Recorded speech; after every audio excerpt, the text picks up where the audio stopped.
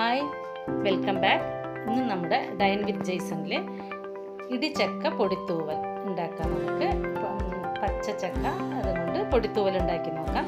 നല്ല ടേസ്റ്റ് ഉള്ളതാണ്. ഇപ്പം നമുക്ക് ഈ സീസണിൽ ചക്ക നിറയെ കിട്ടുന്നതാണ്. അപ്പോൾ ഇത് നമുക്ക് ഉണ്ടാക്കുന്നത് എങ്ങനെയാണെന്ന് നോക്കാം. ഇതിന് ഞാനിത് ചെറിയൊരു ചക്ക എടുത്തിട്ടുണ്ട്. അത് ചെറിയ കഷ്ണങ്ങളാക്കി നുറുക്കിയിട്ട് കുക്കറിലിട്ട് വേവിച്ചെടുക്കണം. ആദ്യം തന്നെ കയ്യിൽ കുറച്ച് എണ്ണ തേക്കണം. അല്ലാണ്ട് കയ്യിൽ പശയൊക്കെ ഒട്ടിപ്പിടിക്കും. എന്നിട്ട് കട്ട് ചെയ്യണം.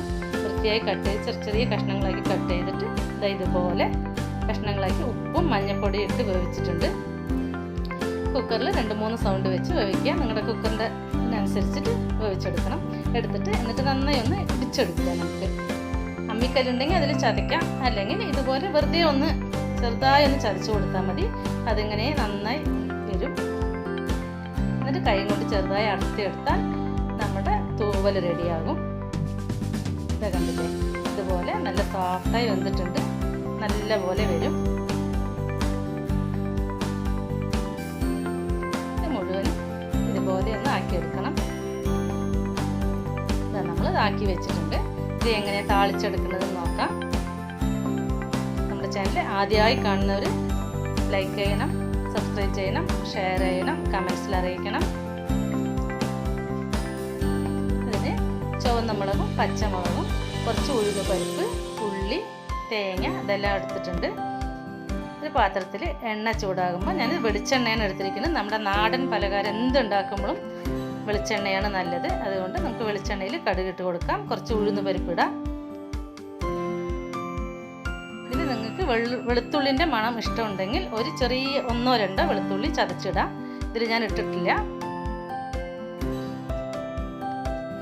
ഒരു സവാള അരിഞ്ഞ് വെച്ചത് നന്നായി ഒന്ന് വഴണ്ട് വരട്ടെ.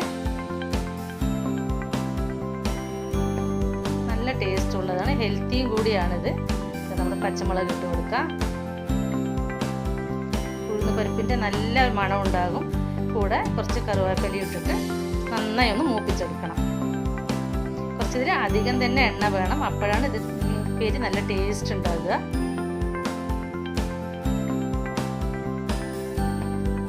എന്നിട്ട് നമ്മൾ ചെരുകി വെച്ചിരിക്കുന്ന തേങ്ങ ഇട്ട് കൊടുക്കുക. തേങ്ങ ഒന്ന് മണം വരണം, അതുപോലെ ഒന്ന് വറുത്തെടുക്കണം.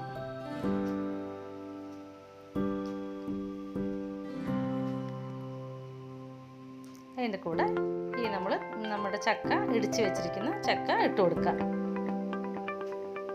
അതിൽ കുറച്ച് വെള്ളം ഉണ്ടാകും. നമുക്കത് വാർന്ന് പോകുന്നത് വരെ അടച്ച് വെച്ചിട്ട് ഒന്ന് വേവിച്ചെടുക്കണം. ഈ സമയത്ത് ഉപ്പ് പോരെങ്കിൽ കുറച്ച് ഉപ്പ് ഇട്ട് കൊടുക്കാം. നമ്മൾ വേവിക്കുമ്പോൾ ഇട്ടതല്ലേ, കുറച്ച് വേണമെങ്കിൽ ഇട്ട് കൊടുക്കാം. ഒരു 2-3 മിനിറ്റ് വെന്ത് കിട്ടിയാൽ മതി.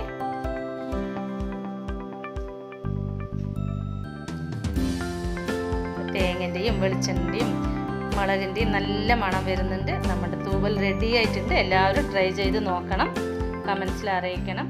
Thank you.